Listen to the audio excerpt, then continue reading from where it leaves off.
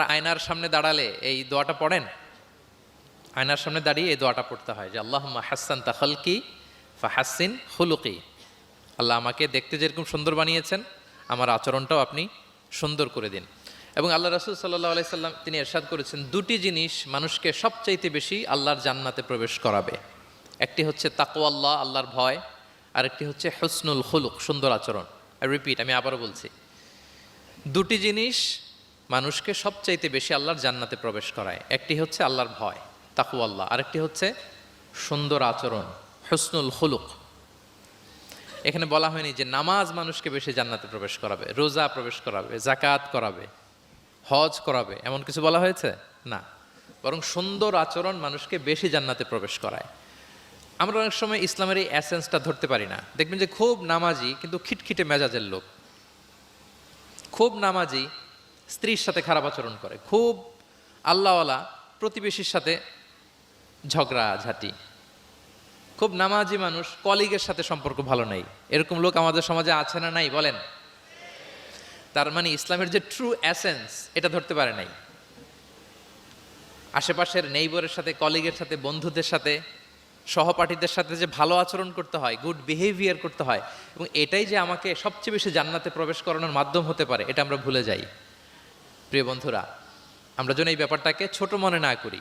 সবচেয়ে বেশি জান্নাতে মানুষকে প্রবেশ করায় তাকওয়াল্লাহ, হুসনুল খুলুক, আল্লাহর ভয়, আরেকটা কি সুন্দর আচরণ। অনেক ছোট ছোট বন্ধুদেরকে আমি দেখতে পাচ্ছি অডিয়েন্সের মধ্যে। আমরা আমাদের সহপাঠীদের সাথে, বন্ধুদের সাথে ভালো আচরণ করব তো আজকে থেকে? হ্যাঁ, সাউন্ড খুব অল্প হয়েছে, আমি শুনি নাই, আরো জোরে করবো কি না?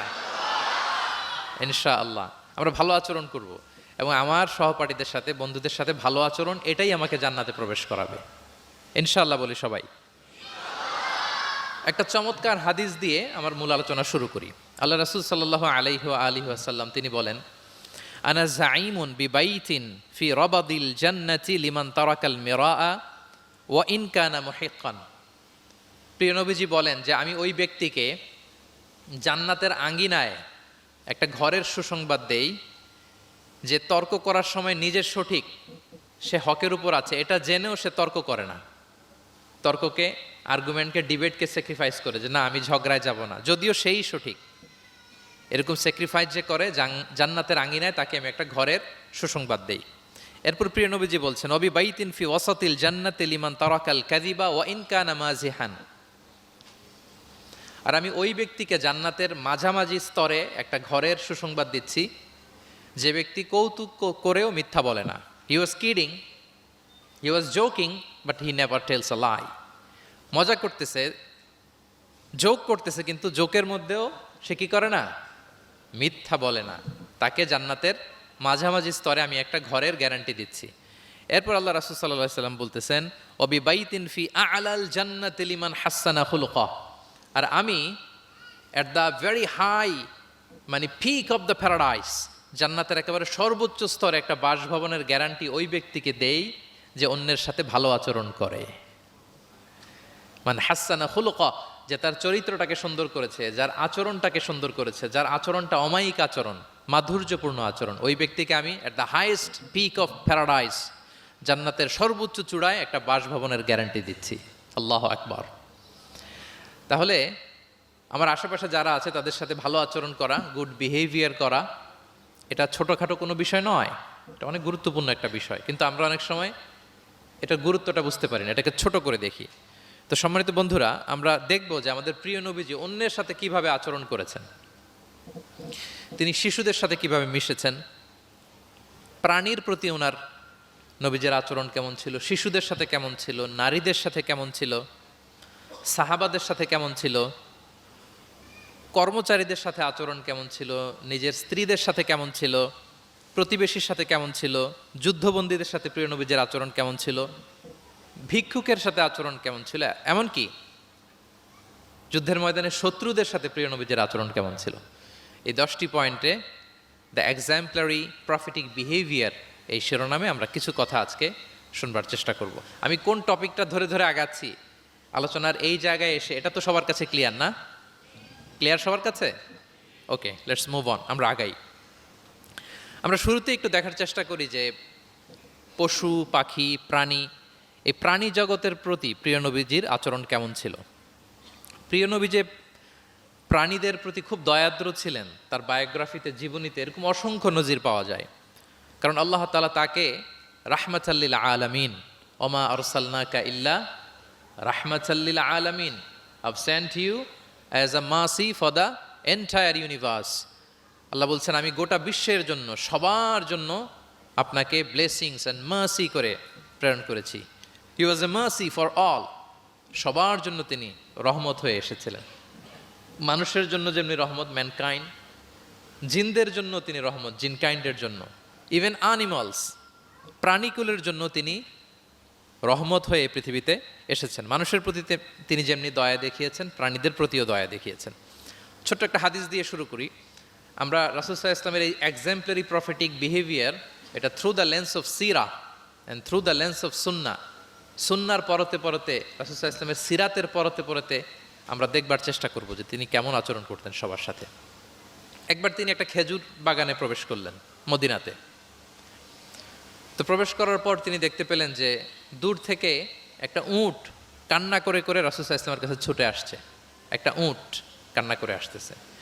রাসূল সাল্লাল্লাহু আলাইহি ওয়াসাল্লামের দেখে অত্যন্ত দয়া হলো, মায়া হলো যে উটটা কেন কান্না করতেছে, এত বেশি কেন কান্না করতেছে।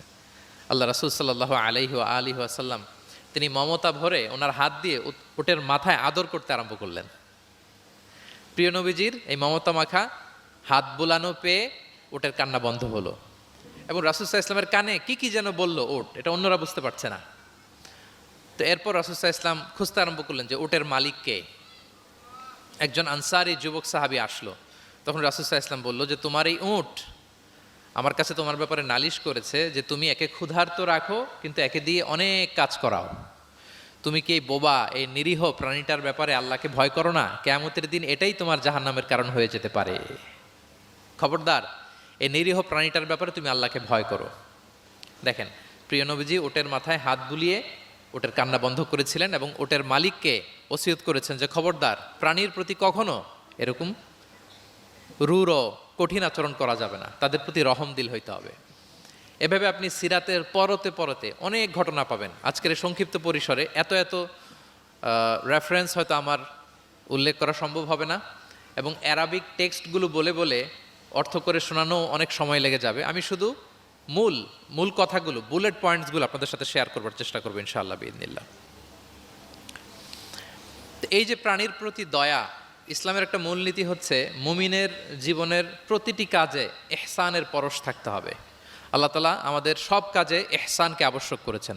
আল্লাহ রাসূল সাল্লাল্লাহু আলাইহি সাল্লাম বলেছেন যে ফাইদা কাতালতুম ফাআহসিনুল কিতলা, কাউকে হত্যা করতে হলেও ইহসানের সাথে হত্যা করতে হবে। ধরুন যে অপরাধের কারণে আদালত কর্তৃক সাব্যস্ত হলো যে একজন মৃত্যুদণ্ড প্রাপ্ত আসামি, তো তাই বলে কি আপনি যা ইচ্ছা তার সাথে করতে পারবেন? তার নাক কেটে ফেলা, কান কেটে ফেলা, তার অঙ্গহানি করা, এলোপাথারি ছুরিকাঘাত করা করতে পারবেন না। ইদা কাতালতুম ফাআহসিনুল কিতলা, এটাও ইহসানের সাথে করতে হবে। দেখেন, হত্যার মতো একটা কাজ ইহসানের সাথে করতে হবে। ওয়া ইদা যাবাহতুম ফাআহসিনুয যাবহা, প্রিয় নবীজি বলেন তোমরা যখন জবেই করবে, কুরবানি করবে, এখানেও ইহসানের সাথে করবে। আল্লাহু আকবার। করতেছি জবাই, করতেছি কি বলেন সবাই আমার সাথে, করতেছি কি জবাই। তার মানে প্রাণীটাকে তো মেরেই ফেলতেছি, কিন্তু প্রিয় নবীজি বলেন এই জবাই করার ক্ষেত্রেও ইহসান করতে হবে। এত সুন্দরভাবে দ্রুত তার গলায় ছুরি লাগাতে হবে যাতে কয়েক সেকেন্ডের মধ্যেই জবাইয়ের কাজটা হয়ে যায়। আপনি ইচ্ছে মতো এলোপাথারি তাকে ছুরি দিয়ে কষ্ট দিতে পারবেন না। মুমিনের প্রতিটি কাজের জন্য ইহসানের পরশ থাকে। একবার আল্লাহ রাসূল সাল্লাল্লাহু আলাইহি সাল্লাম এক সাহাবীর পাশ দিয়ে যাচ্ছেন। ওই সাহাবী একটা ভেড়াকে জবাই করার জন্য মাটিতে শুইয়ে পা দিয়ে চেপে ধরে এরপর ছুরি ধার করতেছে।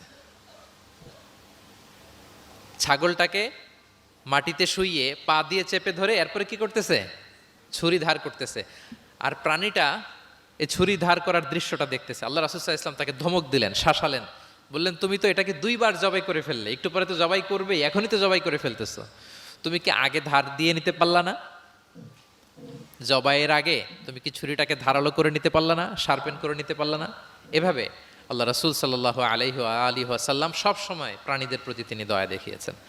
এবং তিনি বনি ইসরায়েলের একটা ঘটনা বলতে যেয়ে তিনি বলেছেন যে একজন প্রস্টিটিউট লেডি, ব্যভিচারী নারী, যার জন্য জাহান্নাম বরাদ্দ ছিল, কিন্তু একটা তৃষ্ণার্ত কুকুরকে পানি খাওয়ানোর কারণে আল্লাহ তাআলা ওই পাপাচারী নারীকে জান্নাত দান করেছেন।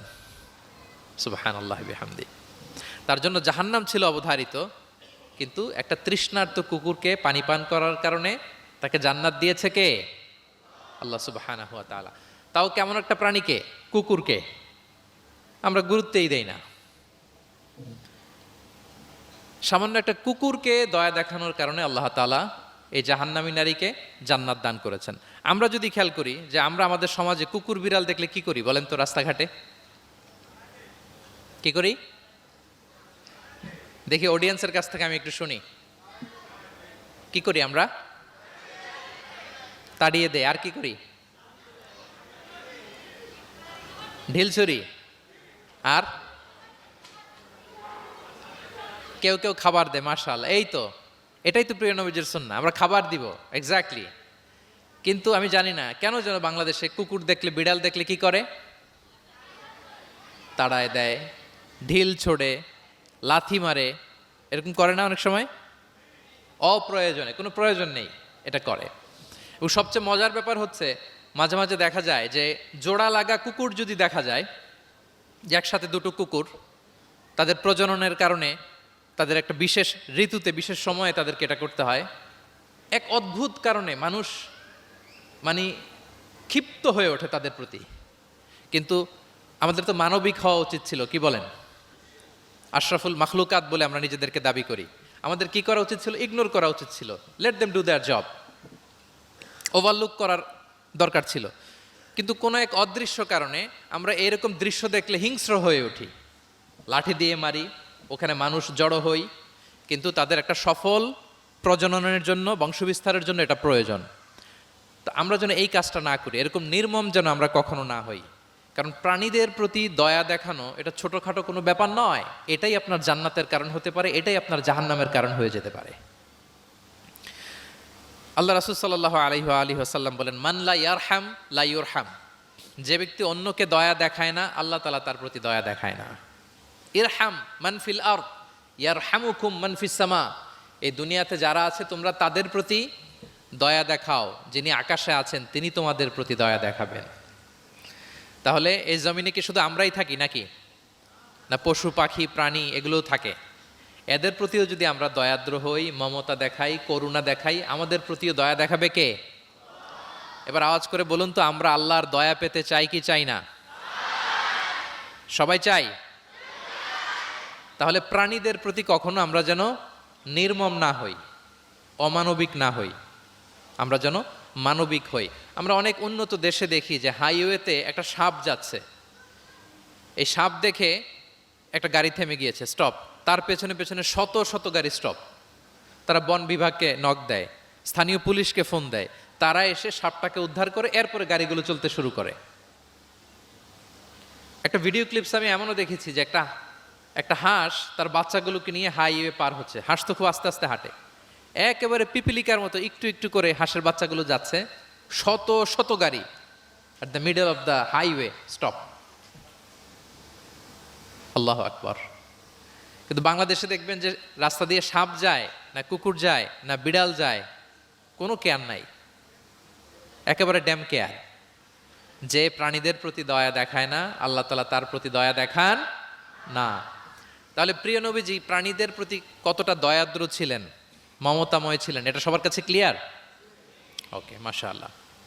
লেটস মুভ অন, আমরা সামনের দিকে আগাই। এবার আমরা একটু করে জানার চেষ্টা করি যে শিশুদের সাথে প্রিয় নবীজির আচরণ কেমন ছিল।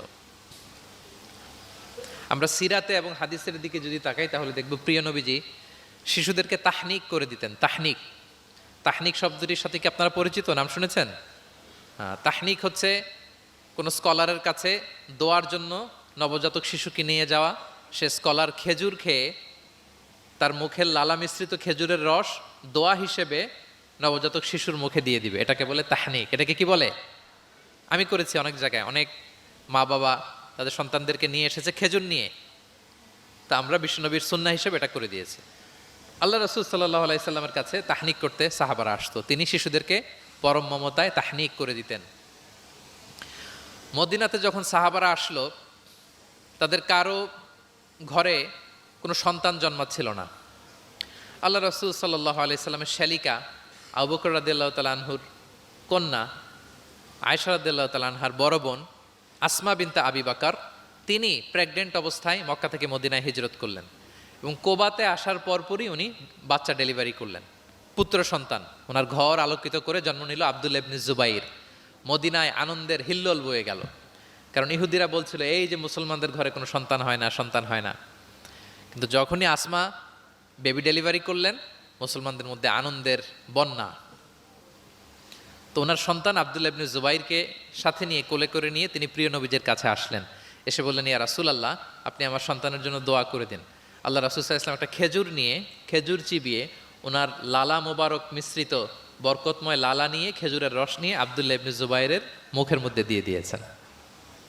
এবং এজন্য আসমা বিনতে আবু বকর সবসময় গর্ব করে বলতেন যে আমার কলিজার টুকরা সন্তান আব্দুল্লাহর পাকস্থলিতে সর্বপ্রথম পৌঁছেছে প্রিয় নবীর লালা মিশ্রিত খেজুরের রস। সুবহানাল্লাহ বিহামদি। আল্লাহ রাসূল সাল্লাল্লাহু আলাইহি ওয়াসাল্লাম এরকম তাহনিক করতেন। আপনারাও সুযোগ হলে আপনাদের স্থানীয় যে স্কলাররা আছেন, ভালো স্কলার আল্লাহওয়ালা মানুষ, তাদের কাছে সন্তানদেরকে নিয়ে তাহনিক করাবেন। প্রিয় নবীজি তাহনিক করতেন। শিশু সন্তানদেরকে তিনি কোলে নিতেন, হাদিসে এসছে অনেক বাচ্চাকে তিনি কোলে নিয়েছেন এবং ওই বাচ্চা আল্লাহর হাবিব সাল্লাল্লাহু আলাইহি সাল্লামের জামার মধ্যে প্রস্রাব করে দিয়েছে, এটাও হাদিসে এসছে। এরকম ইনসিডেন্টও ঘটেছে। তিনি বাচ্চাদেরকে আগে সালাম দিতেন। কি করতেন? আমরা দেই, এই যে ছোট বাচ্চারা বলতেছে না, তো ওদের পক্ষে গেছে কথা। এই জন্যে কি তোমাদের আব্বু আম্মু তোমাদেরকে আগে সালাম দেয় না? দেয় নাকি দেয় না? তাহলে আমরা আগে সালাম দিব বাচ্চাদের। আমাদের সালাম দেয়া দেখেই তারাও সালামের ব্যাপারে আস্তে আস্তে অভ্যস্ত হবে। প্রিয় নবীজি বাচ্চাদের আগে সালাম দিতেন, গালে হাত বুলিয়ে দিতেন, মাথায় হাত বুলিয়ে দিতেন, হাদিসে এসছে। জাবির ইবনে সামুরা একজন সাহাবী, তিনি ওনার শৈশবকালের স্মৃতিচারণ করছেন। তিনি বললেন, একবার মসজিদে নবীর পাশে আমরা কিছু বাচ্চারা দাঁড়িয়েছিলাম। প্রিয় নবীজি নামাজ শেষ করে বেরোলেন, প্রতিটি বাচ্চার গালে তিনি হাত বুলিয়ে দিচ্ছেন। দিতে দিতে এলো আমার পালা। তিনি শৈশবের স্মৃতিচারণ করে বলছেন যে প্রিয় নবীজি যখন আমার গালে হাত লাগালেন, আমি একটা হিম শীতল পরশ অনুভব করলাম।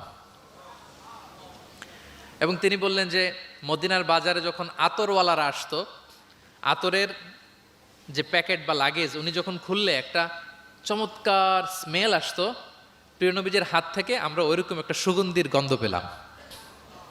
আল্লাহু আকবার। তাহলে বাচ্চাদের দেখলে তিনি মাথা এবং গালে হাত বুলিয়ে দিতেন।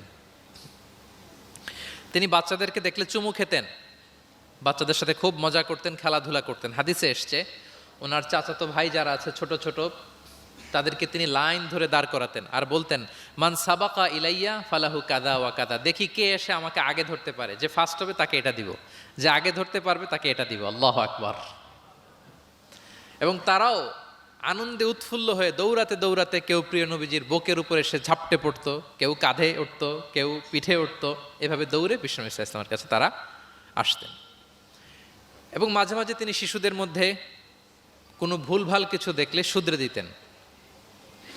ওমর ইবনে আবি সালামা রাদিয়াল্লাহু তাআলা আনহু তিনি বলছেন, আমি যখন ছোট ছিলাম একবার প্রিয় নবীজির কোলে বসা ছিলাম, আমাদের সামনে খাবার দেয়া হলো, তো আমি খাবারের এখান থেকে নেই, ওখান থেকে নেই, এদিক সেদিক থেকে। আল্লাহ রাসূল সাল্লাল্লাহু আলাইহি ওয়াসাল্লাম আমাকে বললেন, ইয়া গোলাম, হে বৎস, সাম্মিল্লাহ, তুমি বিসমিল্লাহ বলো। তাহলে খাওয়ার শুরুতে আমরা কি বলবো? ওয়াকুল বিয়ামিনিক, এবং ডান হাতে খাও। কোন হাতে? কোন হাতে? ডান হাতে। আচ্ছা, ওয়াকুল বিয়ামিনিক ওয়াকুল মিম্মা ইয়ালিক, আর তোমার সামনে যেটা আছে ওখান থেকে খাও। ডানে বায়ে সামনে পিছনে এদিক থেকে ছোটাছুটি করে টানাটানি করো না। তিনি বলেন যে বিশ্বনবী যখন আমাকে এই গাইডলাইন দিলেন, তারপর থেকে আজীবন আমি এই সিস্টেমেই খেয়েছি, আজীবন এই সিস্টেমেই খেয়েছি। তাহলে এটিকেটস অফ হ্যাভিং ফুড, খাবারের যে এটিকেটস, রাসূল সাল্লাল্লাহু আলাইহি ওয়াসাল্লাম বাচ্চাকে শিখিয়ে দিলেন। আরেক হাদিসে এসছে, সাদাকার খেজুর স্তূপ করা ছিল মদিনায়, জাকাতের খেজুর। হঠাৎ ওনার নাতি, আল্লাহ রাসূল সাল্লাল্লাহু আলাইহি ওয়াসাল্লামের নাতি হাসান রাদিয়াল্লাহু তাআলা আনহু জাকাতের খেজুর একটা নিয়ে খাওয়া শুরু করলেন। ছোট মানুষ, কোনটা জাকাতের খেজুর আর কোনটা খাওয়া যাবে এটা তো উনি বুঝতেন না। ছোট্ট মানুষ জাকাতের খেজুর খাওয়া শুরু করলেন। দূর থেকে প্রিয় নবীজি দেখে দৌড়ে গেলেন, দৌড়ে মুখ থেকে টেনে খেজুরটা বের করলেন।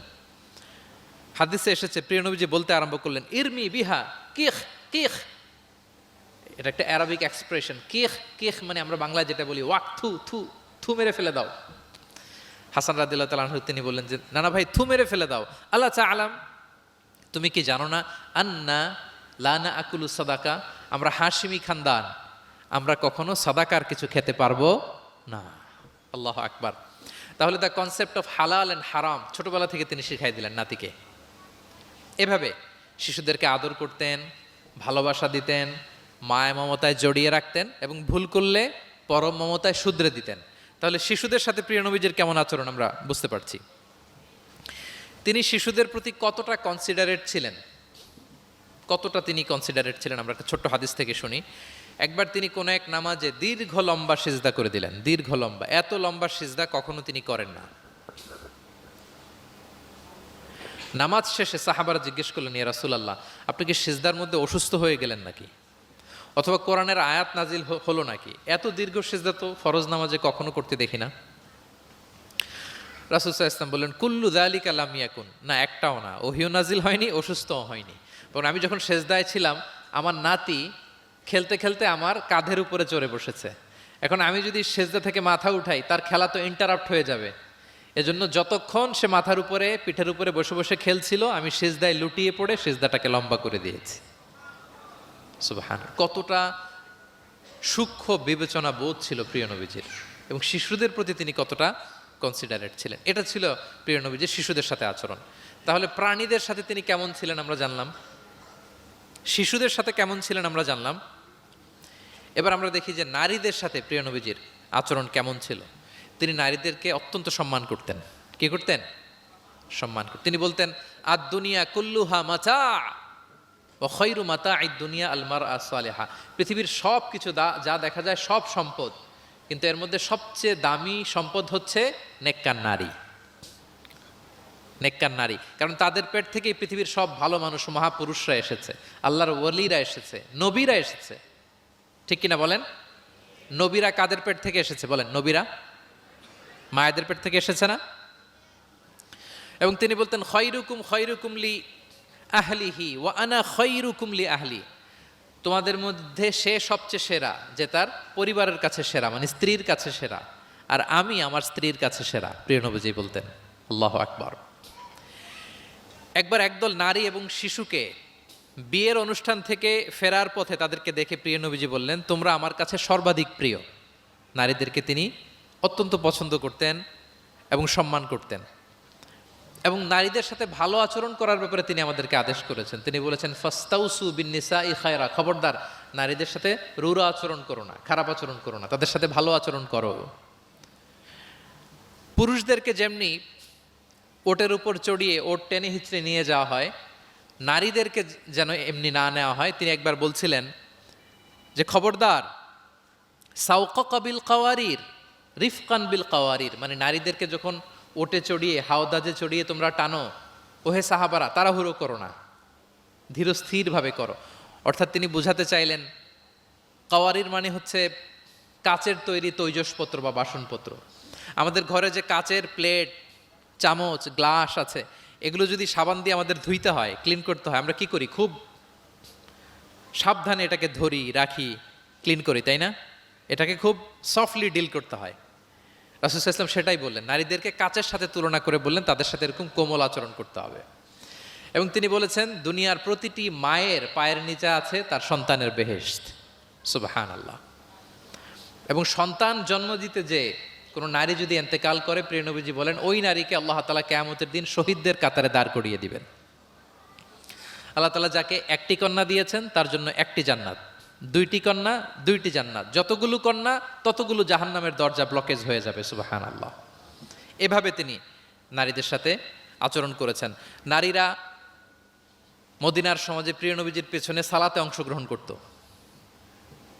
প্রিয় নবীজির পেছনেই তারা সালাতে অংশগ্রহণ করতো। এখনও আপনারা মদিনাতে বা মক্কাতে গেলে দেখবেন যে পুরুষদের পাশাপাশি নারীরাও সেখানে সালাতে অংশগ্রহণ করে। প্রিয় নবীজিকে ডিরেক্টলি তারা প্রশ্ন করতেন, কিউএ সেশনে অংশগ্রহণ করতেন, কোশ্চেনিং আনসারিং সেশন। নারীদের মধ্য থেকে দাঁড়িয়েও তারা প্রশ্ন শুরু করে দিতেন। রাসূল সাল্লাল্লাহু আলাইহি ওয়াসাল্লামের সাথে সফরে অংশগ্রহণ করতেন। এভাবে প্রিয় নবীজি নারীদেরকে একটা মর্যাদার আসনে রেখেছেন, তাদের সাথে এইভাবে তিনি ডিল করতেন।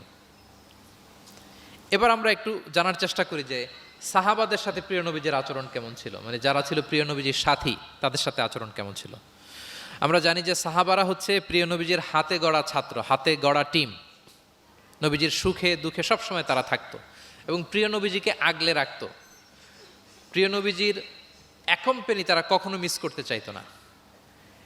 এমনকি কখনো কখনো কোনো সাহাবার ক্ষুধা লাগলে তারা প্রিয় নবীজির কাছে এসে বসে থাকতো। তারা বলতো যে প্রিয় নবীজির চেহারার দিকে তাকিয়ে থাকলে আমাদের ক্ষুধা মিটে যেত। আল্লাহ আকবার। নবীজির নুরানি চেহারার দিকে তাকিয়ে থাকলে কি হতো? পেটের ক্ষুধা চলে যেত। যে আয়াত দিয়ে আমি শুরু করেছিলাম, ফাবিমা রাহমাতিম মিনাল্লাহি লিনতা লাহুম ওয়ালাউ কুনতা ফাযযান গালিযাল কলবি লানফাদ্দু মিন হাওলিক। নবী হে, আল্লাহর রহমতে আপনি কোমল হৃদয়ের অধিকারী হয়েছেন, এজন্য সবাই আপনাকে ঘিরে থাকতে চায়, আপনার পাশে থাকতে চায়। আপনি যদি কর্কশ ভাষী হতেন, কঠোর আচরণের অধিকারী হতেন, তাহলে এখন যেমনি আপনার সাহাবারা আপনাকে ঘিরে রাখে, সব সময় আপনার পাশে থাকতে চায়, তারা এমনটি আপনাকে ঘিরে রাখতো না। এবং আল্লাহ রাসূল সাল্লাল্লাহু আলাইহি ওয়াসাল্লামের চেহারায় সবসময় একটা স্মাইলিং ফেস থাকতো, অলওয়েজ স্মাইল।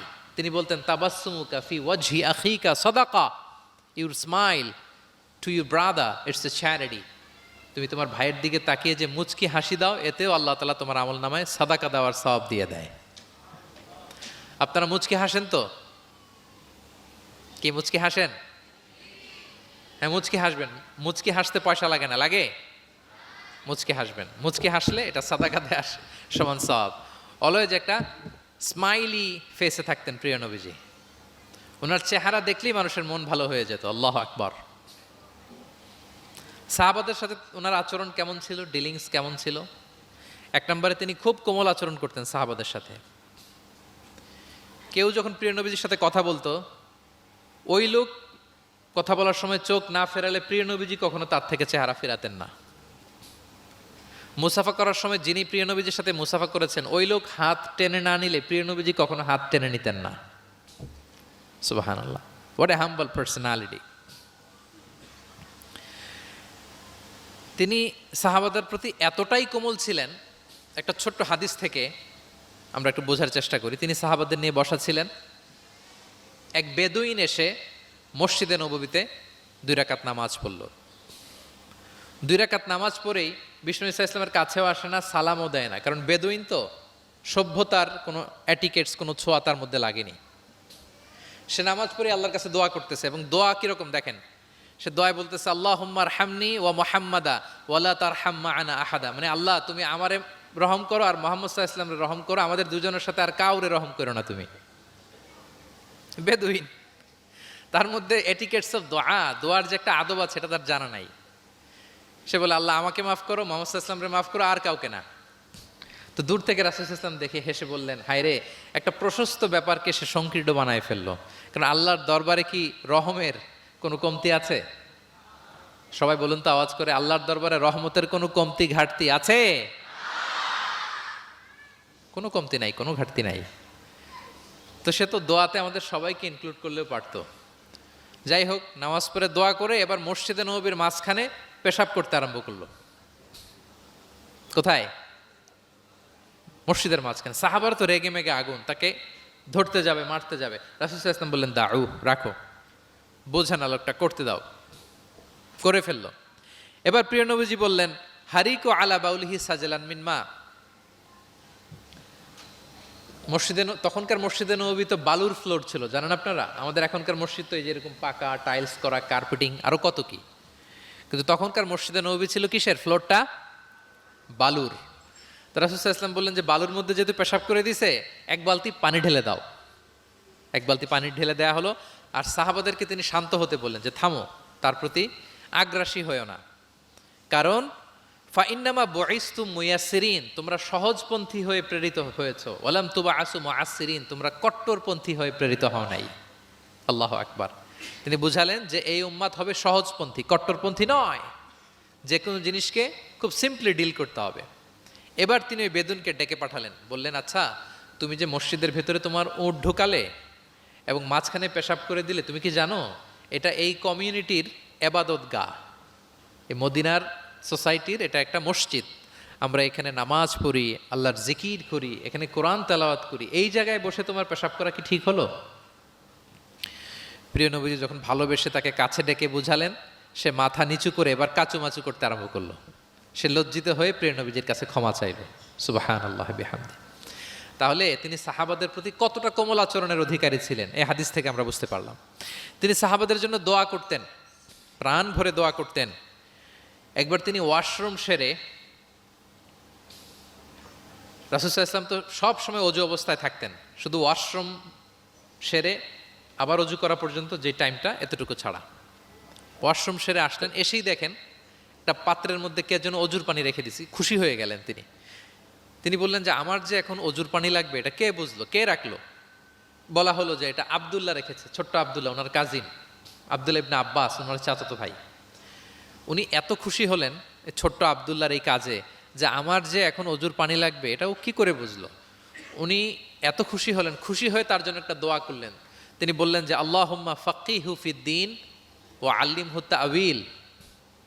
আল্লাহুম্মা আল্লিমহুল কিতাব, মানে আল্লাহ তুমি তাকে কোরআনের জ্ঞান শিক্ষা দিও, কোরআনের খুঁটিনাটি জ্ঞান তুমি আব্দুল্লাহকে শিক্ষা দিও। এবং প্রিয় নবীজির দোয়ার বরকতে আব্দুল্লাহ ইবনে আব্বাস রাদিয়াল্লাহু তাআলা আনহু তিনি রাইসুল মুফাসসিরিন, গোটা বিশ্বের সব মুফাসসিরদের সম্রাট হয়ে গিয়েছেন। পৃথিবীতে যত মুফাসসির আসবে তার মধ্যে হেড অফ মুফাসসির, চিফ সম্রাট হচ্ছেন আব্দুল্লাহ ইবনে আব্বাস রাদিয়াল্লাহু তাআলা। ওই প্রিয় নবীজির দোয়া।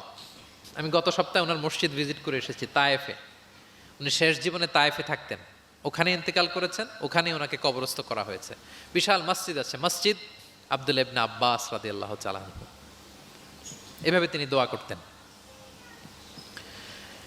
আনাস রাদিয়াল্লাহু তাআলা আনহুর মা মদিনায় যখন প্রিয় নবীজি আসলেন, সবাই প্রিয় নবীজিকে বিভিন্ন গিফট দেয়, কেউ এটা দেয় ওইটা দেয়, বিভিন্ন ধরনের হাদিয়া দেয়।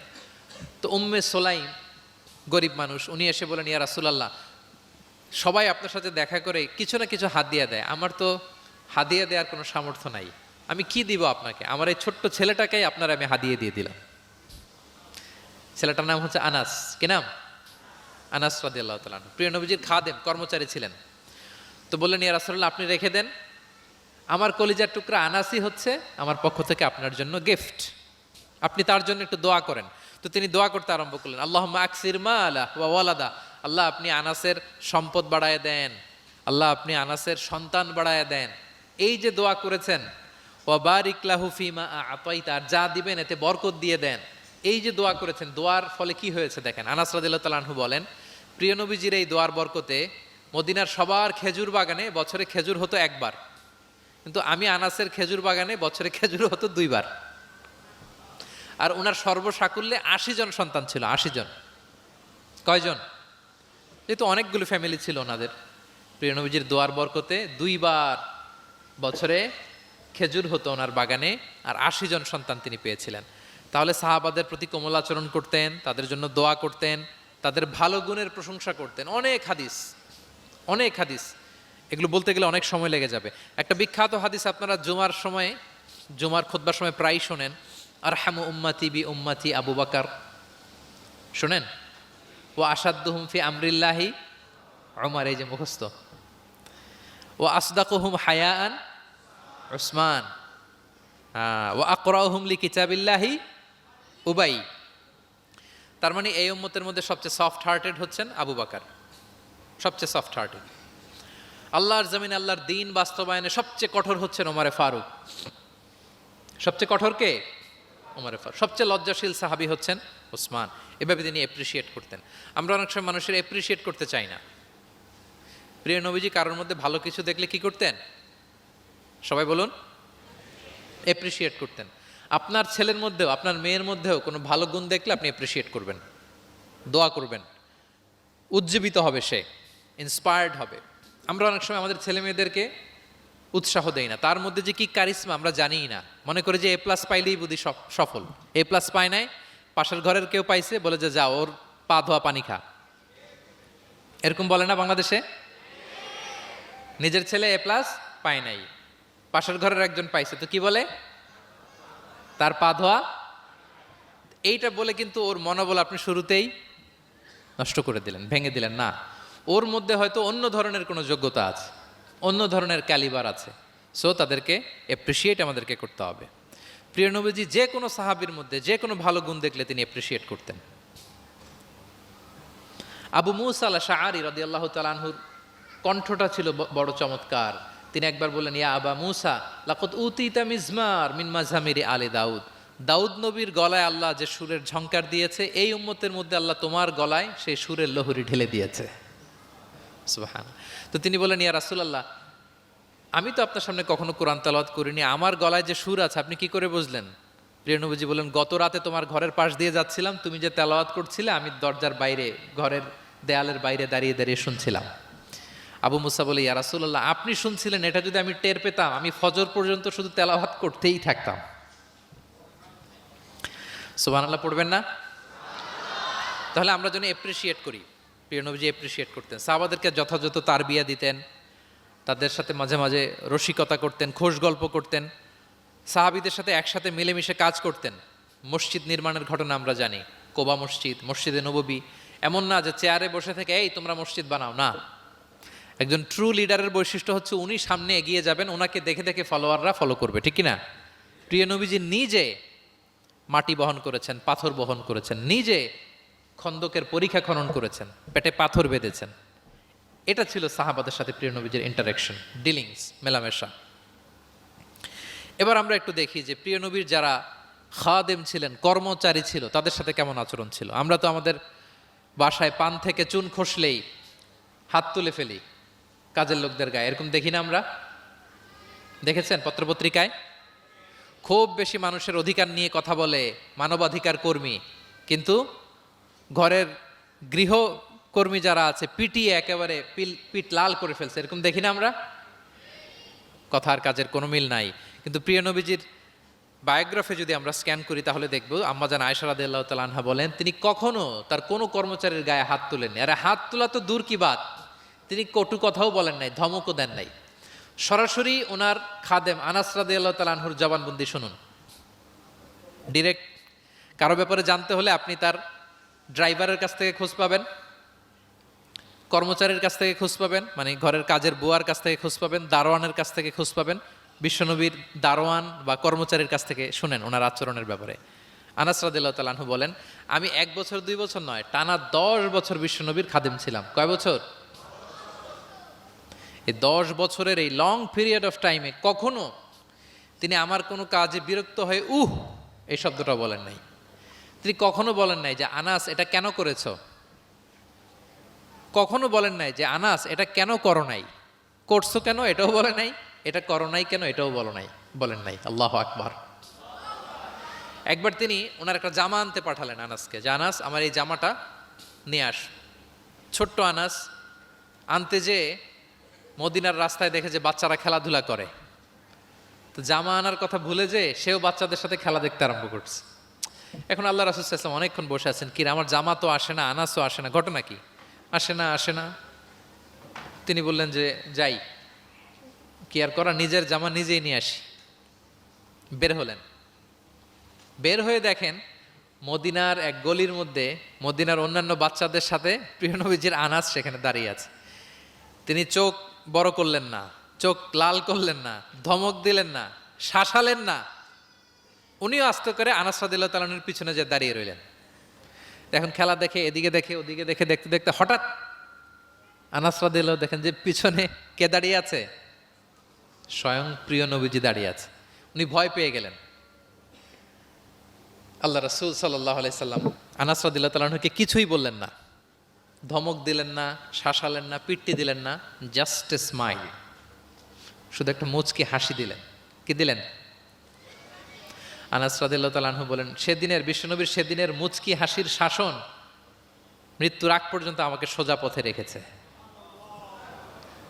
তাহলে প্রিয় বন্ধুরা, শাসন করতে জানলে বেদ দিয়ে শাসন করতে হয় না, গায়ে হাত তুলতে হয় না, ধমকাতে হয় না। শাসন করতে জানলে সামান্য একটা মুচকি হাসি দিয়েও শাসন করা যায়, ঠিক কিনা বলেন?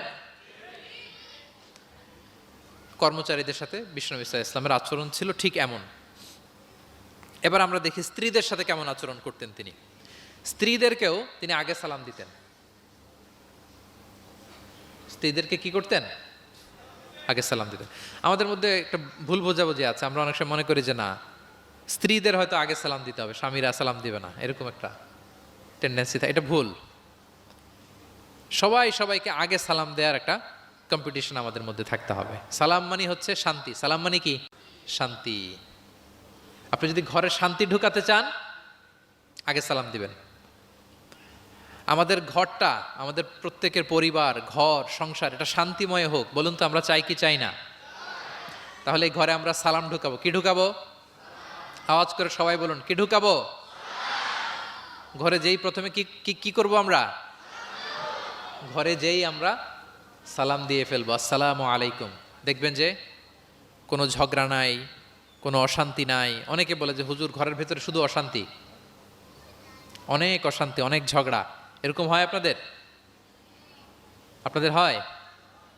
এর কারণ হচ্ছে শান্তির পয়গাম আমরা ঘরে ঢুকাই নাই। শান্তির পয়গাম আমরা ঘরে ঢুকাই নাই। ঘরে ঢুকে আমরা সালাম দিব। প্রিয় নবীজি আগে সালাম দিতেন। আম্মা জান আয়েশা বলেন যে অনেক চেষ্টা করেছি আমি দিব, লুকিয়ে থাকতাম মাঝে মাঝে, কিন্তু অনেক দূরে থেকে বিশ্বনবী বলে ফেলতেন আসসালামু আলাইকুম রাহমাতুল্লাহ। স্ত্রীদেরকে আগে সালাম দিতেন। মসজিদ থেকে, নামাজ থেকে বের হয়ে স্ত্রীদেরকে ঘর পর্যন্ত পৌঁছে দিতেন। ঘরের ছোটখাটো কাজে তিনি সহায়তা করতেন। নিজের জামার সেলাই করতেন, মাঝে মাঝে জামা থেকে, চুল থেকে উকুন বের করতেন, হাদিসে আছে। ছাগলের দুধ নিজে দহন করতেন, হাদিসে আছে। সাংসারিক কাজে সহযোগিতা করতেন এবং খুবই হৃদ্যতাপূর্ণ সম্পর্ক ছিল স্ত্রীদের সাথে। আম্মা জান আয়েশা রাদিয়াল্লাহু তাআলা আনহা কোনো পেয়ালার যেই জায়গা থেকে দুধ পান করতেন, ঠিক পেয়ালাটা নিয়ে ওই জায়গা থেকেই প্রিয় নবীজি দুধ পান করতেন। আম্মা জান আয়েশা রাদিয়াল্লাহু তাআলা আনহা কোনো গোশত বা হাড্ডি কিছু অংশ খেয়ে রেখে দিলে প্রিয় নবীজি ওইটা নিয়ে ওখান থেকে খাওয়া শুরু করে দিতেন। মাইমুনা রাদিয়াল্লাহু তাআলা আনহা এবং প্রিয় নবীজি, ওনার স্ত্রী আমাদের আম্মা জান, একই মগ দিয়ে, একই বালতি থেকে একসাথে শেয়ার করে গোসল করেছেন, হাদিসে এসেছে। কত মধুর সম্পর্ক ছিল। একবার আয়েশা রাদিয়াল্লাহু তাআলা আনহাকে নিয়ে তিনি একটা সফরে বেরিয়েছেন। মরুভূমির মাঝখানে পুরো কাফেলাকে তিনি ইনস্ট্রাকশন দিলেন, তাকাদ্দামু তাকাদ্দামু, মানে তোমরা এগো, সামনে আগো, সবাই সামনে যাও। পুরো কাফেলা সামনে চলে গেল। এবার মরুভূমির মাঝখানে কেউ নাই, প্রিয় নবীজি আর আয়েশা রাদিয়াল্লাহু তাআলা আনহা। আল্লাহ রাসূল সাল্লাল্লাহু আলাইহি ওয়াসাল্লাম বললেন যে আয়েশা, চলো আমরা একটু দৌড় প্রতিযোগিতা করি, দেখি কে কার আগে দৌড়াতে পারে। তো দুজনেই দৌড়ালেন। ওই সময়টাতে আম্মা জান আয়েশা রাদিয়াল্লাহু তাআলা আনহা বয়স কম ছিল, একটু গড়নে পাতলা ছিলেন। উনি দৌড়ে ফাস্ট হয়ে গেলেন, আগে চলে গেলেন। প্রিয় নবীজি পেছনে পড়ে রইলেন। ঠিক একই ঘটনার অবতারণা ঘটলো আরো কয়েক বছর পরে আরেক সফরে। আবারও প্রিয় নবীজি সবাইকে বললেন তাকাদ্দামু তাকাদ্দামু, মানে পুরো কাফেলা সামনে যাও। কাফেলা আবার সামনে চলে গেল। মাঝ রাতে প্রিয় নবীজি আবার আম্মা জান আয়েশাকে বললেন যে আয়েশা, চলো আজকেও আমরা একটু দৌড় প্রতিযোগিতা করি। কিন্তু কয়েক বছরের ব্যবধানে আম্মা জান আয়েশা রাদিয়াল্লাহু তাআলা আনহা তখন একটু হেলদি হয়ে গেছেন, আগের মতো আর জোরসে দৌড়াতে পারছেন না। ওই দিন প্রিয় নবীজি আম্মা জান আয়েশাকে পেছনে ফেলে তিনি সামনে চলে গেলেন। আম্মা জান আয়েশা রাদিয়াল্লাহু তাআলা আনহা পেছনে পড়ে রইলেন। তো প্রিয় নবীজি আয়েশা রাদিয়াল্লাহু তাআলা আনহাকে বলেন, ইয়া আয়েশা হাদিহি বিতিলকা সাবকা, ওই যে বছর কয়েক আগে তুমি আমাকে হারায় দিছিলে, আজকে তোমাকে হারায় দিলাম। 3-4 বছর আগে তুমি হয়ে গেছিলা চ্যাম্পিয়ন, আমাকে হারায় দিছো, আজকে ওটার শোধবাদ করে নিলাম, সমান সমান হয়ে গেল। আল্লাহু আকবার! কি সুমধুর, কি অমায়িক, কি জান্নাতি সম্পর্ক ছিল। তাই বলে স্বামী স্ত্রীর মাঝে যে কোনো খুনসুটি, মিষ্টি ঝগড়া, মনোমালিন্য চলতো না এমনটা না, চলতো। সবার জীবনেই থাকে এটা, প্রিয় নবীজির জীবনেও ছিল। তো তখন আল্লাহ রাসূল সাল্লাল্লাহু আলাইহি ওয়াসাল্লাম বলতেন, আয়েশা ইন্নী লা আ'লাম ইযা কুনতি আন্নী রাদিয়া ওয়া ইযা কুনতি আলাইয়া গাদবা। আয়েশা, আমি কিন্তু টের পাই কখন তুমি আমার প্রতি খুশি আর কখন তুমি আমার উপর রেগে আছো, আমি কিন্তু বুঝে ফেলি। তা আম্মা জান বলেন যে আপনি কি করে বোঝেন? তা রাসূল সাল্লাল্লাহু আলাইহি ওয়াসাল্লাম বললেন, যখন তুমি আমার উপর রেগে থাকো তখন দোয়া করার সময় তুমি বলো রব্বি ইব্রাহিম, মানে হে ইব্রাহিমের রব আপনি আমাদেরকে ক্ষমা করেন, হে মুসার রব আপনি আমাদেরকে ক্ষমা করেন। আর যখন তুমি আমার উপর খুশি থাকো তখন দোয়ার সময় তুমি বলো রব্বি মোহাম্মদ, হে মোহাম্মদের রব আপনি আমাদেরকে ক্ষমা করেন, হে মোহাম্মদের রব আপনি আমাদের উপর দয়া করেন। মানে তুমি যখন রেগে থাকো তুমি ইচ্ছে করে আমার নামটা মুখে নিতে চাও না, আমি কিন্তু বুঝে ফেলি। আম্মা জান আয়েশা বলেন, ইয়া রাসূলুল্লাহ মা আহজুরু ইল্লা ইসমাক, আমি তো শুধু আপনার নামটাই বাদ দেই, মুখ থেকেই বাদ দেই, কিন্তু আমার হৃদয় থেকে তো কখনোই আপনাকে সরাতে পারি না। হৃদয়ে সবসময় আপনি থাকেন ইয়া রাসূলুল্লাহ। তাহলে প্রিয় বন্ধুরা, স্ত্রীদের সাথে, ওনার তো অনেকগুলো স্ত্রী ছিল, এই স্ত্রীদের সাথে ওনার কেমন আচরণ ছিল আমরা বুঝতে পারলাম। এবার আমরা একটু দেখি যে প্রতিবেশীদের সাথে প্রিয় নবীজির আচরণ কেমন ছিল। আপনারা বোরিং হচ্ছেন না তো? আরো কয়েক মিনিট শুনবেন ইনশাআল্লাহ, ইনশাআল্লাহ। আরো 1 ঘন্টা। আচ্ছা, প্রতিবেশীর সাথে প্রিয় নবীজির আচরণ কেমন ছিল আমরা শুনি। আল্লাহ রাসূল সাল্লাল্লাহু আলাইহি ওয়াসাল্লাম সবসময় প্রতিবেশীদের সাথে অত্যন্ত ভালো আচরণ করতেন। তিনি বলতেন, মান কানা ইউমিনু বিল্লাহি ওয়াল ইয়াউমিল আখির ফালইউকরিম জারাহ, যে আল্লাহ বিশ্বাস করে এবং আখিরাতে বিশ্বাস করে সে যেন প্রতিবেশীর সাথে ভালো আচরণ করে, প্রতিবেশীকে যেন সম্মান করে। এবং আবু যার গিফারি রাদিয়াল্লাহু তাআলা আনহুকে তিনি বলতেন যে, আবু যার, তুমি যদি মারাক রান্না করো, মানে ঝোল, আমরা নেহারি খাই না গরুর পায়া দিয়ে, গরুর পায়া দিয়ে যে ঝোল রান্না করে এটাকে কি বলেন আপনারা? নেহারি। তো তিনি বললেন যে, আবু যার, যখন নেহারি রান্না করবে, ঝোল জাতীয় কিছু রান্না করবে, পানি একটু বেশি দিও, যাতে তোমার প্রতিবেশীর সাথে তুমি শেয়ার করতে পারো। প্রতিবেশীর ব্যাপারে কতটা কনসার্ন ছিলেন তিনি। এবং তিনি বলতেন, লাইসাল মুমিন আল্লাযী ইয়াশবা ওয়া জারুহু জাইউন ইলা যামবি, সে ব্যক্তি মুমিন নয় যে নিজে পেট পুরে খায় কিন্তু তার প্রতিবেশীরা অভুক্ত থাকে, না খেয়ে থাকে।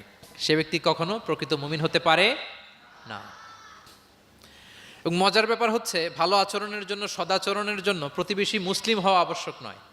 আই রিপিট, আমি আবারও বলছি, ব্যাপারটা এমন না যে আমার মুসলিম প্রতিবেশী ভালো আচরণ করব, আমার হয়তো বৌদ্ধ প্রতিবেশী বা হিন্দু প্রতিবেশী, এজন্য ওদের সাথে আমি ভালো আচরণ করব না। ব্যাপারটা কি এমন না। নেইবরের ক্ষেত্রে মুসলিম হোক অমুসলিম হোক, প্রতিবেশী হলেই তার সাথে আমাদের ভালো আচরণ করতে হবে। বিশ্বনবীর এক ইহুদি প্রতিবেশী ছিল, ইহুদি। তো সেই প্রতিবেশীর ছোট্ট একটা ইহুদি সন্তান ছিল, প্রায় বিশ্বনবীর কাছে এসে প্রিয় নবীজির টুকিটাকি কাজ করে দিতেন। তো হঠাৎ অনেক দিন হয়ে গেল ইহুদি ছেলেটা আসে না, তার কোনো দেখা নেই। প্রিয় নবীজি ভাবলেন হয়তো কোনো সমস্যা হয়েছে, তাকে দেখে আসে। তার বাড়িতে যেয়ে দেখলেন যে ছেলে বড্ড অসুস্থ, প্রচণ্ড অসুস্থ হয়ে কাতরাচ্ছে, বিছানায় শুয়ে আছে। রাসূল সাল্লাল্লাহু আলাইহি ওয়াসাল্লাম তার পাশে বসলেন, তার মাথায় হাত বুলিয়ে দিলেন এবং ইহুদি ছেলেটার দিকে তাকিয়ে বললেন, আসলিম, অর্থাৎ তুমি ইসলাম ধর্ম গ্রহণ করো। দেখেন প্রিয় নবীজির স্ট্র্যাটেজি দেখেন। এই ছেলের সাথে অনেক দেখা হয়েছে, প্রিয় নবীজির বাসায় এসেছে, কাজ করে দিয়েছে, কিন্তু এই ইহুদির বাচ্চাটাকে কখনো দিনের দাওয়াত তিনি দেন নাই। কেন? কারণ তিনি একটা ভালো সময়ের অপেক্ষা করতেছিলেন। তিনি দেখলেন যে this is the right time to give দাওয়া, এখনই সুন্দর সময়, কারণ সে অসুস্থ অবস্থা, একের মুমূর্ষ কাতর, এখন দাওয়াত দিলে এটা কাজে লাগবে। তিনি বললেন, আসলিম, ইসলাম ধর্ম গ্রহণ করো। তো পাশেই তার ইহুদি বাবা দাঁড়িয়েছিল। ফানাযারা ইলা ওয়াজহি আবি, এটা বলার সাথে সাথে ইহুদির ছেলেটা বাবার দিকে তাকালো যে দেখি বাবা কি বলে। তার বাবা, ইহুদি বাবা বলতে আরম্ভ করলো, আতি আবুল কাসেম, মানে আবুল কাসেম যা বলে তুমি তাই শোনো। প্রিয় নবীজির প্রথম সন্তান হচ্ছে কাসিম। আমাদের দেশে হয় না যে বড় মেয়ের নাম ধরেন যে সুমাইয়া, তো বলে যায় সুমাইয়ার বাবা, সুমাইয়ার বাবা বলে না। বা ধরেন যে ছেলের নাম, বড় ছেলে আব্দুল্লাহ, বলে যায় আব্দুল্লাহর বাবা কোথায়। তো আরবেও এই প্রচলনটা ছিল। রাসূল সাল্লাল্লাহু আলাইহি ওয়াসাল্লামের প্রথম সন্তানের নাম ছিল কাসিম, তো ফলে ওনাকে ডাকা হতো কাসিমের বাবা তখন পর্যন্ত, আবুল কাসেম, আবুল কাসেম। তো ইহুদি বলে, ছেলেটাকে বলে আতিয়া আবুল কাসেম, মানে আবুল কাসেম যা বলে তাই শোনো। এবার রাসূল সাল্লাল্লাহু আলাইহি ওয়াসাল্লাম দেখলেন যে এখনই তো সুযোগ, তিনি পড়তে আরম্ভ করলেন যে তুমি আমার সাথে সাথে পড়ো। এবার ছেলেটা পড়তে আরম্ভ করলো, আশহাদু আল্লা ইলাহা ইল্লাল্লাহ ওয়া আশহাদু আন্না মুহাম্মাদান আবদুহু ওয়া রাসূলুহু। রাসূল সাল্লাল্লাহু আলাইহি ওয়াসাল্লাম বের হয়ে আসলেন আর পড়তে আরম্ভ করলেন, আলহামদুলিল্লাহিল্লাযী আনকাযাহু মিনান নার, প্রশংসা সে আল্লাহর যে আল্লাহ তাআলা যে কিছুক্ষণ আগে জাহান্নামের পথযাত্রী ছিল তাকে শাহাদাতের মাধ্যমে মুহূর্তেই জান্নাতি বানিয়ে দিলেন। মুহূর্তেই এই ইহুদি ছেলেটাকে জান্নাতে বানিয়ে দিল কে? দেখেন প্রতিবেশীর সাথে প্রিয় নবীজির কেমন আচরণ, সবসময় প্রতিবেশীর খোঁজ রাখতেন। সো আমরা আমাদের আশেপাশে যারা আছে একটু যেন খোঁজ রাখি। এখন তো এই যে অ্যাপার্টমেন্ট কালচারে কে প্রতিবেশী কার দরজা খোলা, কে কোন দিকে থাকে আমরা জানিই না, কিন্তু সুযোগ হলে আমার আশেপাশে যারা আছে আমরা যেন একটু খোঁজ রাখি, সুস্থ আছে কিনা, তাদের কোনো ধরনের সমস্যা হচ্ছে কিনা, কোনোভাবে আমি তাদের কাজে লাগতে পারি কিনা, ফিনান্সিয়ালি সাপোর্ট অথবা পরামর্শ দিয়ে হলেও আমরা যেন তাদেরকে সাপোর্ট করি। তাহলে প্রতিবেশীর সাথে প্রিয় নবীজির বিহেভিয়ার কেমন ছিল আমরা জেনে গেলাম। এবার আমরা জানবো যুদ্ধবন্দীদের সাথে প্রিয় নবীজির কেমন আচরণ ছিল। POW, prisoner of war. আমরা তো আবু গারিব কারাবারের কথা শুনেছি, আবু গারিব শুনেছি না? গুয়ান্তানামো বে, আয়নাঘর, এটা তো সবাই শুনেছি। আয়নাঘরের নাম শোনেন নাই? কি ধরনের নির্যাতন হয়েছে সেখানে, যারা বেরিয়ে আসছে তাদের কথা যখন আমরা শুনেছি আমাদের গা শিউরে উঠেছে। যুগে যুগে যুদ্ধবন্দীদের সাথে মানুষ কেমন আচরণ করত।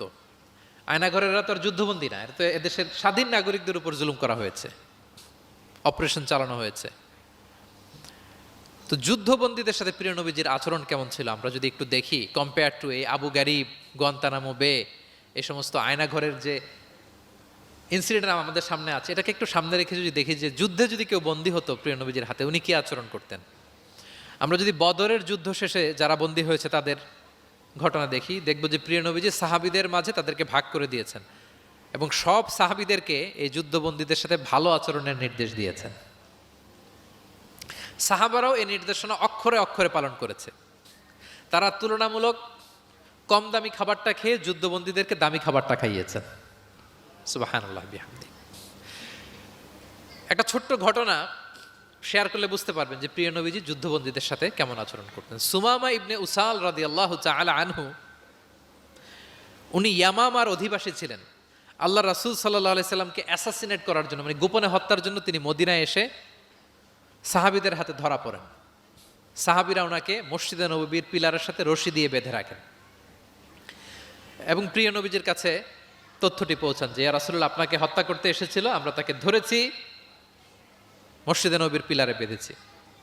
রাসূল সাল্লাল্লাহু আলাইহি ওয়াসাল্লাম তার কাছে গেলেন, তার খোঁজ খবর নিলেন, ইসলামের বিভিন্ন সুন্দর সুন্দর কথা, দ্য বিউটি অফ ইসলাম তার সামনে তুলে ধরলেন এবং সাহাবাদেরকে বললেন যে তাকে ভালো ভালো খাবার দাও। বাড়িতে এসে বললেন রুটি বানাও, জব দিয়ে রুটি বানিয়ে সুমামার জন্য পাঠাও। সুমামা প্রথমে রুটি খেলো। এরপরের দিন এক সাহাবীকে বললেন যে তুমি ওটের দুধ দহন করে গরম গরম দুধ তার জন্য নিয়ে যাও। এরপরের দিন সে দুধ খেলো। এভাবে প্রিয় নবীজি প্রতিদিন তার সাথে দেখা করেন এবং ইসলামের সুন্দর সুন্দর কথাগুলো তাকে শোনান। সুমামা তো অবাক যে তোমরা যুদ্ধবন্দীদের সাথে এমন আচরণ করো। সুমামা রীতিমতো অবাক যে জামাই আদর চলতেছে টানা 3 দিন। আর রাসূল সাল্লাল্লাহু আলাইহি ওয়াসাল্লামের কাছে যখন ইসলামের বিভিন্ন বিষয়গুলো সে শুনতে শুনতে অবাক হয়ে ইসলামের প্রতি তিনি আকৃষ্ট হতে লাগলেন। টানা 3 দিন তাকে যখন প্রিয় নবীজি দাওয়াত দিলেন, আপ্যায়ন করলেন, 3 দিন পরে প্রিয় নবীজি সাহাবীদেরকে বললেন, যাও এবার মসজিদে নববীর ওখানে যে সুমামার দেহ থেকে রশিটা খুলে দাও। সাহাবারা বললেন, ইয়া রাসূলুল্লাহ, সে ভয়ঙ্কর খুনি, সে অত্যন্ত ভয়ঙ্কর, আপনি তাকে চিনেন না। প্রিয় নবীজি বললেন, আমি যা বললাম তাই করো, যাও তার রশিটা খুলে দাও। সাহাবারা যে এবার সুমামার রশিটা খুলে দিল। সুমামা তখন মসজিদ থেকে বের হয়ে মসজিদে নববীর পাশেই একটা কুয়া ছিল, ওই কুয়ার ওখানে যে গোসল করলেন, গোসল করে অজু করে আসলেন। এসে মসজিদে নবীর সামনে দাঁড়িয়ে সাক্ষ্য দিলেন, আশহাদু আল্লাহ ইলাহা ইল্লাল্লাহ ওয়া আশহাদু আন্না মুহাম্মাদান আবদুহু ওয়া রাসূলুহু। এবার তিনি বললেন, হে আল্লাহর রাসূল, আমি সাক্ষ্য দিচ্ছি আল্লাহ ছাড়া কোনো ইলাহ নেই এবং আপনি আল্লাহর প্রেরিত রাসূল।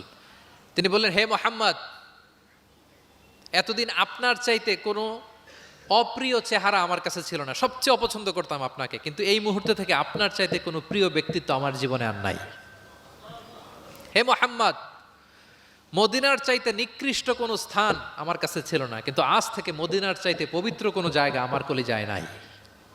হে মুহাম্মদ, আজ পর্যন্ত ইসলামের চাইতে অপছন্দনীয় কোনো ধর্ম আমার কাছে ছিল না, কিন্তু এই মুহূর্ত থেকে ইসলামের চাইতে কোনো প্রিয় ধর্ম আমার কাছে নাই। আল্লাহু আকবার, আল্লাহু আকবার। যুদ্ধবন্দীদের সাথে বিষ্ণু ইসলাম কেমন আচরণ করেছেন। ঘোর শত্রু প্রিয় নবীজির ফলোয়ারে পরিণত হয়েছে, পরম বন্ধুতে পরিণত হয়েছে। সম্মানিত সুধী, এটা ছিল বিষ্ণু ইসলামের আচরণ যুদ্ধবন্দীদের সাথে। ভিক্ষুকের সাথে কেমন আচরণ করতেন একটা হাদিস বলে এগিয়ে যাই, যেহেতু আমাদের সময় নাই, 2-1 মিনিটের মধ্যে আমি শেষ করছি। প্রিয় নবীজির একটা অভ্যাস ছিল, কেউ কিছু চাইলে না করতে পারতেন না। ওনার ডিকশনারিতে না ছিল না। কি ছিল না? সবাই বলুন, কি ছিল না? কেউ এসে কোনো ফরিয়াদি চাইবে, উনি বলবেন না, এটা উনি বলতে পারতেন। একবার ওনার কাছে মাত্র একটা জামা। কয়টা জামা? মাত্র একটা জামা। এক ফরিয়াদি এসে বললেন, ইয়া রাসূলুল্লাহ আমাকে একটা জামা দেন। তো উনি তো না করতে পারেন না, ওইটাই খুলে দিয়ে দিলেন। এবার তো উনি পড়তেও পারেন না জামা, বাইরেও বেরোতে পারেন না, খালি গায়ে কি করবেন? আল্লাহ আয়াত নাজিল করলেন, ওয়াল্লাযীনা ইযা আনফাকু লাম ইউসরিফু ওয়া লাম ইয়াকতুরু ওয়া কানা বাইনা যালিকা কওয়ামা। এর অর্থ হচ্ছে যারা দান করে, দান হওয়া উচিত এমন, কৃপণতাও করবে না আবার অতিমাত্রাও করবে না, মাঝামাঝি। তো বুঝাতে চাইলেন নবী, জামা যদি দুটো থাকতো তো একটা দিতেন। ছিল কয়টা? এটাই যে দিয়ে দিয়েছেন, এখন আপনি গায়ে রাখবেন কোনটা? আল্লাহু আকবার! কি রহমতের নবী, কি মায়ার নবী ছিলেন। না বলতে জানতেন না। এক নারী একটা চমৎকার চাদর বুনন করে সাজিয়ে প্রিয় নবীজির কাছে নিয়ে এসেছিলেন। তখন নবীজির জামা কাপড়ের খুব সংকট ছিল। ওই নারী এসে বলে, ইয়া রাসূলুল্লাহ এটা উপহার হিসেবে আপনার কাছে এনেছি। প্রিয় নবীজি খুব খুশি হয়ে এটা গায়ে জড়ালেন, কারণ তখন জামা ছিল না খুব একটা। তো এই সুন্দর জামা দেখে এক সাহাবী এসে বলে, ইয়া রাসূলুল্লাহ এই জামাটা আমাকে দেন। কি বলে? অন্য সাহাবারা রেগে গেলেন, এটা তুমি কাজটা ভালো করলে না, তুমি জানো যে নবীজির কাছে এখন জামা নাই, এটাই তুমি চাইলা। তখন প্রিয় নবীজি তো না করতে পারে না, ওই জামাটাই গা থেকে খুলে দিয়ে দিলেন। তো ওই সাহাবী বলে, তোমরা কি জানো আমি কেন চেয়েছি? কারণ এই জামাটা নবীজির গায়ে লেগেছে, আমি চাই এই জামা দিয়ে আমার কাফন দেয়া হবে। এবং ঠিকই ওই সাহাবীকে এই জামা দিয়ে কাফন দেয়া হয়েছিল।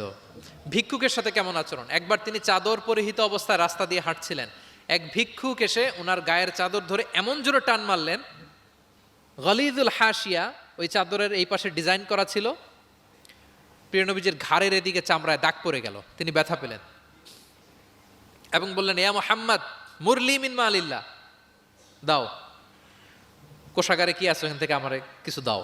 মানে এটিকেট জানে না, আদব নাই তার মধ্যে। আসছে ভিক্ষা করতে, আসছে কি করতে? ভিক্ষুকরা তো এমনি একটু অনুনয় বিনয় করে যে দেন, আমার কাছে কিছু নাই, দয়া করে দেন। তো সেটা না করে, অনুনয় না করে, সে আরো রাফ অ্যাটিটিউড করে এমন জোরে নবীজির চাদর ধরে টান দিলেন, ঘাড়ের এখানে চামড়ায় দাগ পড়ে গেল এবং বললেন যে, হে মোহাম্মদ দাও, কিছু দাও। রাসূল সাল্লাল্লাহু আলাইহি ওয়াসাল্লামের ওই যে হাতিয়ার, সবচেয়ে বড় হাতিয়ার কি ওনার? মুচকি হাসি। সবচেয়ে বড় হাতিয়ার কি? Just a smile. আবার একটা মুচকি হাসি দিলেন, দিয়ে পাশে যারা ছিল বললেন যে যাও, বাইতুল মাল থেকে তাকে কিছু সম্পদ দিয়ে দাও। সুবহানাল্লাহ! একটা কঠিন সিচুয়েশন যখন আমরা রিঅ্যাক্ট করি, রেগে যাই, ফকির এসে যদি আপনার জামা ধরে টান দেয়, ওরা কি দিবেন? কি করবেন? মাইট দিবেন? যে বলে যে মাইট দিব। প্রিয় নবীজি মুচকি হাসি দিয়ে বলেন, যাও, তাকে দিয়ে দাও। তাহলে এভাবে তিনি ওনার অনুপম বিহেভিয়ার দিয়ে, আচরণ দিয়ে মানুষের হৃদয় জয় করেছেন। প্রিয় ভাইরা খেয়াল রাখবেন, কোমলতা দিয়ে যেটা জয় করা যায়, কঠোরতা দিয়ে সেটা পারা যায় না। আপনার সফট বিহেভিয়ার দিয়ে you can win the heart of the people, মানুষের হৃদয় আপনি জয় করে ফেলবেন, যেমনটা প্রিয় নবীজি করেছেন। সব শেষ পয়েন্ট, শত্রুর সাথে কেমন আচরণ করতেন, এটা বলেই আজকের আলোচনা শেষ। খুবই কম হাদিসে পাওয়া যায় যে তিনি বদদোয়া করেছেন, very rare. Most of the time তিনি দোয়া করেছেন হেদায়েতের। কিসের দোয়া করেছেন? হেদায়েতের দোয়া করেছেন। সাহাবারা একবার বলেন, ইয়া রাসূলুল্লাহ দাউস গোত্র খুব গাদ্দারি করেছে, একটু বদদোয়া করেন। হাত তোলেন। রাসূল হাত তুলে বদদোয়া না করে হেদায়েতের দোয়া করে দিলেন।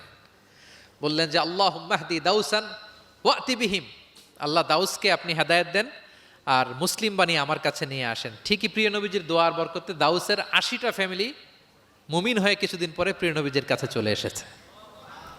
আল্লাহু আকবার। সাকিব গোত্র হুনাইনের যুদ্ধে তীর মেরে মুসলমানদেরকে একেবারে শেষ করে দিচ্ছিল। সাকিফ, বনু সাকিফ। সাহাবারা আবার বলেন, ইয়া রাসূলুল্লাহ হাত তোলেন, একটু বদদোয়া করেন, আল্লাহ যেন ওদেরকে ধ্বংস করে দেয়, আল্লাহ যেন ধ্বংস করে দেয়। রাসূল সাল্লাল্লাহু আলাইহি ওয়াসাল্লাম আবার দোয়া করলেন যে বাল আরজু আইয়ুখরিজাল্লাহু মিন আসলাবিহিম মান ইয়াবুদুল্লাহ ওয়াহদাহু ওয়া লা ইউশরিকু বিহি শাইআ। আমি তাদের হেদায়েতের জন্য দোয়া করি। আপনারা জানেন যে তায়েফের ময়দানে প্রিয় নবীজিকে পাথর মারা হয়েছে, জানেন?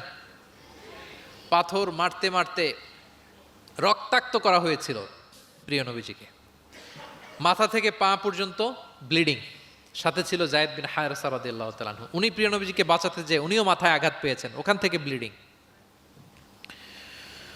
এক খ্রিস্টান দাস কিছু খেজুর কিছু আঙ্গুর নিয়ে আসলো প্রিয় নবীজির কাছে, যে আপনি তো অসুস্থ ক্লান্ত শ্রান্ত, এটা খান। প্রিয় নবীজি বিসমিল্লাহির রহমানির রাহিম বলে আঙ্গুরটা নিল। ওই খ্রিস্টান দাসের নাম ছিল আদ্দাস। প্রিয় নবীজি যখন বললেন বিসমিল্লাহ, আদ্দাস বলে যে বিসমিল্লাহ এটা আবার কোন শব্দ? এই তায়েফে আমি এতদিন ধরে আছি, কেউ তো খাবারের আগে বিসমিল্লাহ বলে না। মান আনতা, আপনি কে? তখন প্রিয় নবীজি বলেন ওমান আনতা, তুমি কে? তো আদ্দাস বলে আমি ক্রিশ্চিয়ান স্লেভ, আমি একজন খ্রিস্টান দাস। তো রাসূল সাল্লাল্লাহু আলাইহি ওয়াসাল্লাম বললেন তোমার বাড়ি কই? বলে যে মিন আহলি নিনাবি, আমার বাড়ি ইরাক। তো রাসূল সাল্লাল্লাহু আলাইহি ওয়াসাল্লাম বললেন যেখানে ইউনুস নবীর বাড়ি। এবার খ্রিস্টান আরো অবাক যে আপনি ইউনুস নবীকেও চিনেন? রাসূল সাল্লাল্লাহু আলাইহি ওয়াসাল্লাম বললেন আরে চিনবো না মানে, ইউনুস তো আমার ভাই, সেও নবী আর আমিও নবী। ইউনুস যে নবী ছিল আলাইহিস সালাম, এই নবুয়তির ধারাবাহিকতার এই চেইনটাকে পূর্ণতা দিতে আল্লাহ তাআলা আমাকে পাঠিয়েছেন। খাতামুন নবিয়্যিন, seal of the all prophets. Addas অবাক হয়ে গেল। আদ্দাস রাদিয়াল্লাহু তাআলা আনহু ঠিক ওই জায়গায় এই খ্রিস্টান বালক রাসূল সাল্লাল্লাহু আলাইহি ওয়াসাল্লামের কাছে শাহাদা পড়ে মুসলমান হয়ে গেল। পাহাড়রক্ষী ফেরেশতারা এসে বললেন ইয়া রাসূলুল্লাহ, আপনি বলেন তায়েফের দুই দিকের পাহাড় চাপা দিয়ে এমন এক কলাপস করে দিব পুরো তায়েফবাসী মেসাকার হয়ে যাবে। রাসূল সাল্লাল্লাহু আলাইহি ওয়াসাল্লাম বললেন না, তারা হয়তো ঈমান আনেনি, কিন্তু তাদের পরের জেনারেশন, তার পরের জেনারেশন, তাদের মধ্যে থেকে কেউ না কেউ থাকবে যারা পড়বে লা ইলাহা ইল্লাল্লাহ মুহাম্মাদুর রাসূলুল্লাহ। তাই হয়েছে। আমি গত সপ্তাহে উমরায় ছিলাম, একদিনের জন্য তায়েফ গিয়েছিলাম। মসজিদের অভাব নাই, ইসলামিক ইনস্টিটিউশনের অভাব নাই। প্রিয় নবীজির সেই দোয়া সত্যিই বাস্তবায়িত হয়েছে। তায়েফবাসী তখন ঈমান আনে নাই, কিন্তু এখন লক্ষ লক্ষ মুসলিম কালেমার পতাকাবাহী বীর সেনানী তায়েফের জমিনে আছে না নাই? আচ্ছা। শত্রুদের সাথে তিনি এমন আচরণ করেছেন। উহুদের ময়দানে রক্তাক্ত হয়েছেন, দাঁত ভেঙেছে, হেলমেট ভেঙে দন্দন মোবারক শহীদ হয়েছে বিশ্বনবীর। কিন্তু হেদায়েতের দোয়া করেছেন। তিনি বলেছেন আল্লাহুম্মা হদি কওমি ফাইন্নাহুম লা ইয়ালামুন। আল্লাহ আমার কওমকে আপনি মাফ করেন, ওরা চিনে নাই বুঝে নাই। শুধু যে ক্ষমাই চাইছে আল্লাহর কাছে তা না, ওদের হয়ে এক্সকিউজ করতেছে। শুধু এতটুকু করলে হয়তো যে আল্লাহ ক্ষমা করে দেন, শুধু এতটুকুই না, আবার বলতেছে আল্লাহ ওরা বুঝে নাই। ছোট মানুষ ভুল করলে আমরা কি বলি? যে কেন ভুলটা করছে, কারণ বুঝেন। ওর হয়ে আমরা ওকালতি করি। তো প্রিয় নবীজি বলতেছেন আল্লাহ তাদেরকে হেদায়েত দেন আমার কওমকে, কারণ ফাইন্নাহুম লা ইয়ালামুন, আমি যে নবী তারা চিনে নাই, তারা আমাকে চিনে নাই, তারা বুঝতে পারে নাই। এভাবে আল্লাহ রাসূল সাল্লাল্লাহু আলাইহি ওয়াসাল্লাম শত্রুদের সাথে যুদ্ধের ময়দানে আচরণ করেছেন। যুদ্ধের ময়দানে প্রিয় নবীজির কঠোর নির্দেশনা ছিল খবরদার কোনো নারীর গায়ে হাত তুলবে না, শিশুর গায়ে হাত তুলবে না, কোনো বিধর্মী পাদ্রীর গায়ে হাত তুলবে না। যুদ্ধ থেকে বিরত আছে, নিউট্রাল এমন কোনো মানুষের গায়ে হাত তুলবে না। আত্মসমর্পণ করে তোমাদের কাছে সিকিউরিটি চাচ্ছে, আত্মসমর্পণ করেছে, নিরাপত্তা চাচ্ছে, তাদের গায়ে হাত তুলবে না। ওই এলাকার গবাদি পশুর গায়ে হাত তুলবে না, কৃষিজ পণ্যকে ডেস্ট্রয় করবে না। যুদ্ধের ময়দানে এই নির্দেশনাগুলো বিষ্ণু ইসা ইসলাম দিয়েছেন, এবং এগুলোর কারণেই শত্রুরাও বিষ্ণু ইসা ইসলামের বন্ধুতে পরিণত হয়েছেন। আমরা জানি যে এলাকায় থাকতে দেয় নাই, তায়েফে গিয়েছে থাকতে দেয় নাই, আত্মীয় স্বজন সহ mental torture, physical torture and what not কি করে নাই কোরাইশরা। সেই কোরাইশদের কাছে যখন অষ্টম হিজরিতে বিজয়ীর বেশে তিনি গেলেন, থার থার করে কাঁপতেছিল কোরাইশরা যে হায় রে, আজকে তো গত এই কয়েক যুগের প্রতিশোধ মোহাম্মদ নিবে, রক্তের বন্যা বইয়ে দিবে আজকে মক্কায়। কিন্তু সবার দিকে তাকিয়ে বিশ্বনবী কি বললেন? লা তাসরিবা আলাইকুমুল ইয়াউম ইযহাবু ফাআনতুমুত তালাকা, যাও আজকে ক্ষমা করে দিলাম। ভাই ভাইয়ের সাথে যে আচরণ করবে আজকে আমি তোমাদের সাথে ওই আচরণ করলাম। সুবহানাল্লাহি বিহামদিহি। This was the character and behaviour of the last messenger Muhammad সাল্লাল্লাহু আলাইহি ওয়াসাল্লাম। সম্মানিত সুধী, তাহলে আমরা যেটা বুঝলাম, কোমল আচরণ দিয়ে আপনি যা অর্জন করতে পারবেন, কঠোর আচরণ দিয়ে, রূঢ় আচরণ দিয়ে, খারাপ ব্যবহার দিয়ে পারবেন? সবাই বলেন তো পারবেন? ব্যক্তি তার সুন্দর আচরণ দিয়ে খুব সহজেই অন্যের মাঝে প্রভাব বিস্তার করতে পারে। আমরা দেখেছি যে প্রিয় নবী শিশুদের সাথে, নারীদের সাথে, বন্ধুর সাথে, শত্রুর সাথে অমায়িক আচরণ করেছেন। এক্সাম্পলারি বিহেভিয়ার, অমায়িক আচরণ। আমরা যেন সেই আচরণের অধিকারী হতে পারি। আমরা যেন সেই ব্যবহারের অধিকারী হতে পারি। প্রিয় নবীজি যেমনি তার কোমল আচরণ দিয়ে মার্জিত, পরিশীলিত, অমায়িক, মাধুর্যপূর্ণ আচরণ দিয়ে মানব মণ্ডলীর হৃদয় জয় করেছেন, আমরাও যেন আমাদের আচরণকে সেভাবে পরিশীলিত করতে পারি। আল্লাহ তাআলা আমাদের সবাইকে কথাগুলো বোঝার ও আমল করার তৌফিক দান করুক। আমি আবারও ঢাকা রেসিডেন্ট